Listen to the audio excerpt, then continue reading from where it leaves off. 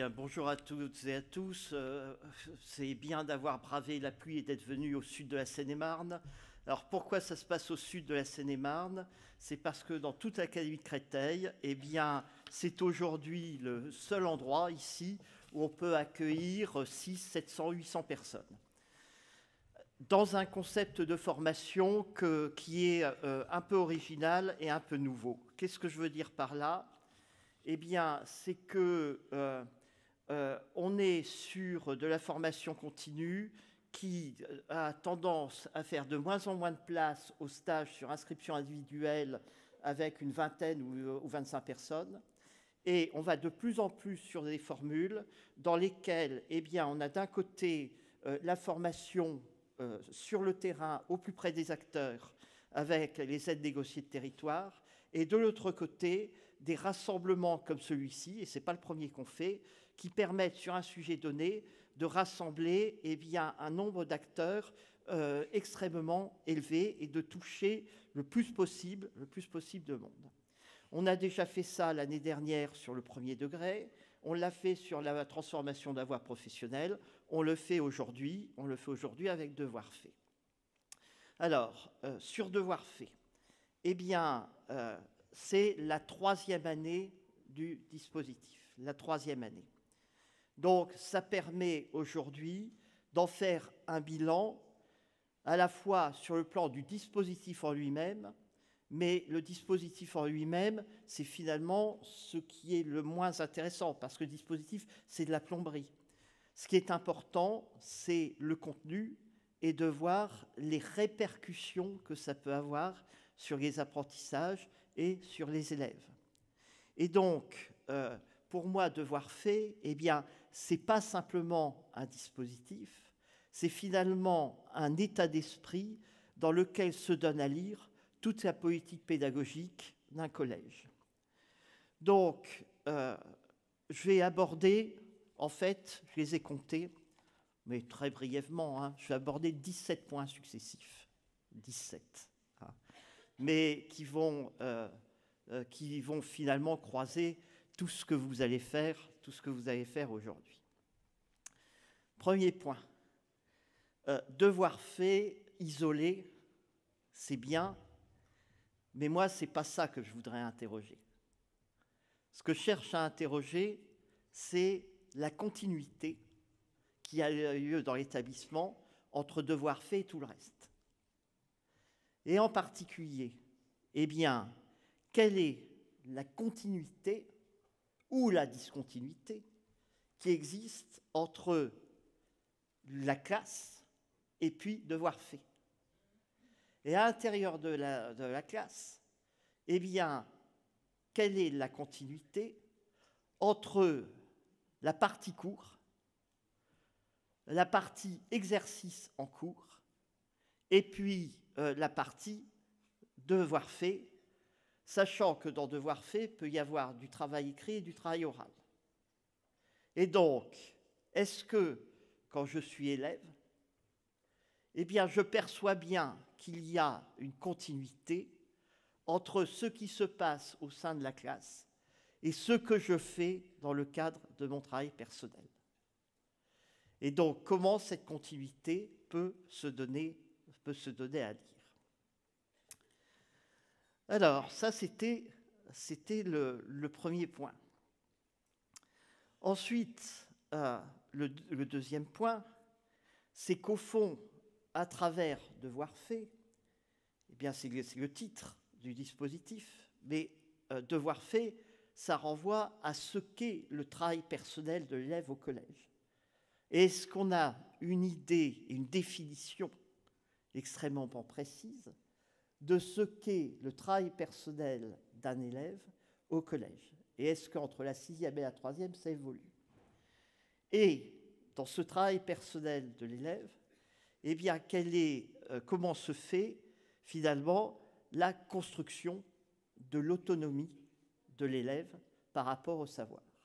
Est-ce que les différentes façons d'envisager Devoirs Faits permettent à l'élève de renforcer son autonomie par rapport au travail personnel? Bon, ça, c'était le deuxième sujet. Le troisième sujet. Moi, quand je vais dans un collège, je demande souvent à voir où est la salle où se passe devoir fait, les salles. Et la disposition de la salle est en elle-même extrêmement intéressante. C'est-à-dire, est-ce qu'on est dans du travail individuel, ou bien est-ce que, à travers devoir fait, eh bien, on a du travail coopératif et collaboratif entre élèves? Ou est-ce qu'on a, comme j'ai pu le voir à certains endroits, et il y a un système de tutorat qui permet, par exemple, à des élèves de 3e d'aider des élèves de 6e, ce qui est très très bon parce que j'ai vu des élèves de 3e essayer de faire des tas d'efforts pour reformuler les consignes. Mais en reformulant les consignes, eh bien, ils se les appropriaient. Bon. Alors, le quatrième point, ça c'est plus classique, mais est-ce que, à travers devoir fait, on lit une cohérence entre ce qui est demandé aux élèves à l'intérieur d'une classe? Ou bien est-ce qu'on voit entre les différentes disciplines une discontinuité ou une hétérogénéité totale? Est-ce que devoir fait permet d'avoir à travers les disciplines eh bien, une cohérence d'approche que l'élève ressent ou pas? Point d'interrogation. Le cinquième point, c'est la cohérence entre l'ensemble des professeurs d'une discipline. Est-ce que les conseils d'enseignement, est-ce que le travail des collègues d'une discipline entre eux permet d'avoir une lisibilité et une cohérence qui soient percevables par tous? Ça, c'était le cinquième point. Le sixième point, mais quand je vais dans un collège, je ne manque jamais de poser la question, quand je fais les aides de mission des chefs d'établissement, est-ce que le conseil pédagogique, ou ce qui en tient lieu, puisqu'il y a différentes formules possibles, est-ce que le conseil pédagogique eh s'est emparé de devoir fait? C'est-à-dire, si oui, ça veut peut-être dire qu'il y a une approche globale de devoir fait par rapport eh bien, à la politique pédagogique de l'établissement. Ou bien, si ça n'est pas abordé dans le conseil pédagogique, est-ce que devoir fait est un peu à part par rapport à cette politique pédagogique de l'établissement? Le septième point, c'est y a-t-il des ponts entre les résultats de l'évaluation 6e et puis devoir fait? C'est-à-dire que les élèves sont en train de passer l'évaluation 6e, on va en avoir les résultats, et je sais parfaitement que les résultats vont être en parfaite cohérence avec ce qui s'est passé l'année dernière. Parce que d'une année sur l'autre, les résultats aux évaluations 6e dans un établissement varient finalement assez peu et sont relativement en lien avec l'origine sociale des élèves, on le sait bien. À partir de là, est-ce que les résultats des évaluations en 6e amènent à avoir une interrogation sur la nature du travail que l'on donne aux élèves en dehors de la classe? Et ça me renvoie au premier point, et en continuité avec ce qui se passe naturellement au sein de la classe. Le huitième point, c'est qui fait devoir fait? Si ce sont les enseignants, eh bien, ça donne une coloration. Si ce sont les assistants d'éducation, ça en donne une autre. Et si ce sont des volontaires du service civique, ça peut en donner une troisième. Donc, comment est organisé l'accompagnement des élèves dans le cadre de devoir fait? Et ça se lit à partir de qui le fait. En particulier, et c'est le point suivant, eh bien, est-ce que le professeur principal de la classe s'implique ou non dans devoir fait? Bon, avec selon les établissements, eh bien, des formules qui sont extrêmement hétérogènes. Le point suivant, eh bien, c'est le lien qui existe sur certains territoires entre devoirs faits et ce que font des associations d'aide aux devoirs. Je me souviens d'être allé dans un établissement de cette académie et j'interroge des élèves et un des élèves me dit moi j'ai la chance d'avoir devoirs faits 2 fois par semaine, mais ce n'est pas les mêmes personnes et ce n'est pas le même lieu. Alors je lui dis explique-moi. Il dit voilà, ben voilà, il y a l'aide aux devoirs qui se passe à l'intérieur de l'établissement et il y a l'aide aux devoirs qui se passe dans la maison de quartier. Et donc, il me décrit comment ça se passe. Et après, naturellement, la question qui se pose, c'est celle de la continuité et de la cohérence entre les acteurs de devoirs faits à l'intérieur de l'établissement et les acteurs de l'aide aux devoirs. Hein, il ne faudrait pas que l'interprétation des consignes soit un peu antithétique. Ensuite, sujet suivant, est-ce que devoir fait est un lieu d'explicitation des consignes? J'ai là-dessus une véritable interrogation. Cette interrogation, moi, je l'ai en tant qu'ancien parent d'élève. Quand un enseignant demande à un élève de lire le texte, ben moi, mon propre fils, quand on lui disait lire le texte, ça voulait dire qu'il le lisait et qu'en 3 minutes, c'était fini. Il avait donné, enfin, dans sa tête, il avait parfaitement répondu à la consigne. C'est-à-dire, il avait lu le texte. Mais ce n'est pas ça qu'entendait l'enseignant. Lire le texte, pour l'enseignant, c'est le comprendre et parfois le retenir. Pas dans toutes les disciplines d'ailleurs, puisque lire le texte quand il s'agit de littérature française et lire le texte quand il s'agit d'histoire ou de géographie, c'est pas tout à fait la même chose.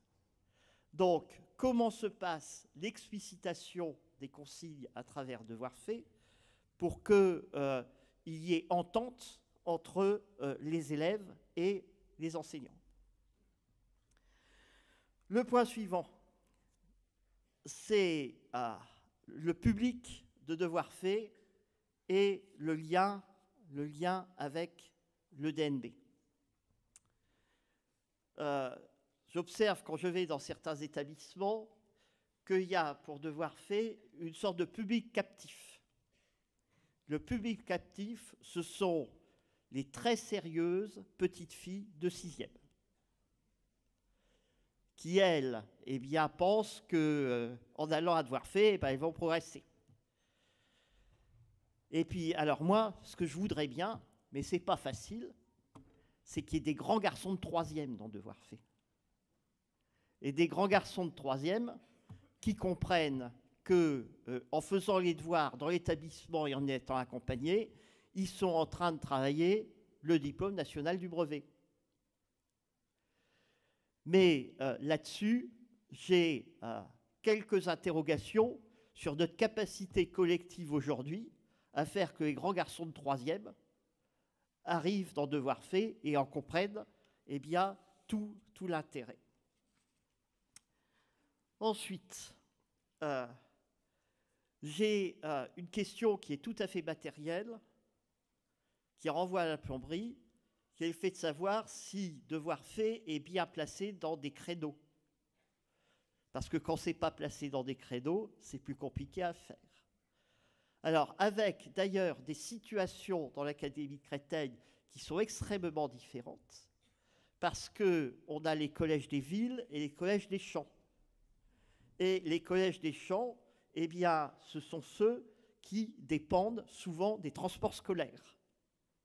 Et donc, la place de devoir fait à l'intérieur d'un collège de ville où les gamins sont à 400 mètres ou 500 mètres de chez eux, et la place de devoir fait dans un collège où à partir de 16h30, il n'y a plus personne dans l'établissement parce qu'on dépend des transports scolaires, eh bien, ce n'est pas la même chose. Hein, c'est pas la même chose. Ensuite, j'ai encore un petit sujet. Est-ce que les parents sont associés d'une manière ou d'une autre à devoir fait? Il m'est arrivé de voir dans certains établissements que les parents y étaient associés. C'est-à-dire qu'il y aurait un risque, finalement, à ce que devoir fait fasse que les familles se désintéressent totalement du travail personnel de l'élève. Bon, voilà, donc comment on construit un lien avec la famille sur ce sujet-là, et c'est pas forcément le plus facile. Et puis, je vais encore ouvrir une petite porte, c'est le lien entre devoir fait et l'estime de soi. Est-ce que devoir fait contribue au renforcement de l'estime de soi des élèves? Et sinon, comment on fait pour y parvenir?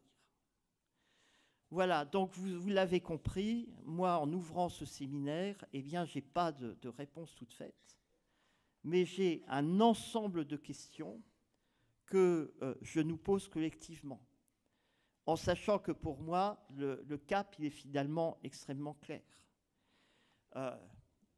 Dans un monde parfaitement fait et idéal, eh bien, devoir fait marche suffisamment bien pour que ça soit un instrument à la fois de justice sociale, parce que l'offre que l'on fait à travers ça eh bien, permet de corriger une inégalité qui est l'aide des élèves à la maison ou pas.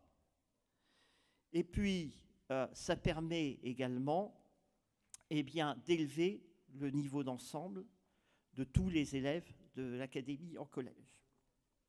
Et ça, dans une vision globale qui est celle de la totalité de la politique pédagogique de l'établissement. Alors, pour finir, et c'est une forme de boutade, je reprendrai une formule du ministre sur devoir fait. Le ministre, il dit à ses recteurs, quand on voit devoir fait dans un établissement, eh bien, on voit comment est piloté l'établissement, virgule, comment est piloté le département, virgule, comment est piloté, je vous laisse terminer en mettant le terme approprié qui finit la phrase. Voilà, donc, toutes ces questions-là, je pense que vous allez vous les poser sous une forme ou sous une autre lors de cette journée. Et je pense que l'intervention suivante, qui est celle de Guilhem Bouquet-Burta, l'ADAZ du Val-de-Marne, avec un poté, va permettre de donner un bilan des 2 ans et quelques semaines de travail fait dans l'académie. Merci beaucoup.